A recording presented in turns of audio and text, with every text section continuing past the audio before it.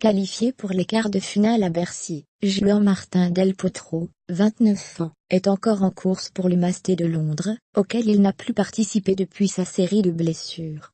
L'Argentin rêve de ce moment fantastique. Retombé au 1045e rang mondial l'an passé, après une série de blessures au poignet gauche, Juan-Martín Del Potro a un temps envisagé de mettre un terme à sa carrière. Je ne regardais même plus les matchs, car ça me rendait triste, se souvient-il.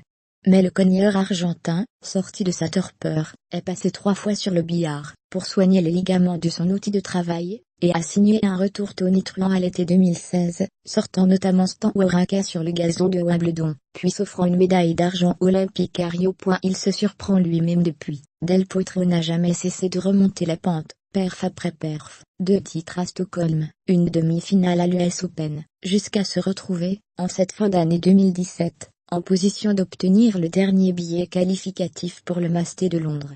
Je n'y suis pas encore, il est dépendant des résultats de ses rivaux, mais ça serait un moment fantastique, sourit-il. Jamais je ne m'attendais à réintégrer un jour le top 10. Après tous mes problèmes, c'est incroyable de continuer à progresser. Je me surprends moi-même.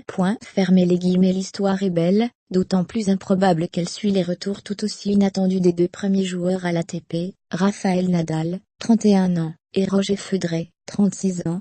Ils ont fait l'histoire, souligne Del Potro. Ils sont dans une forme incroyable, on dirait que le temps n'a pas d'emprise sur eux.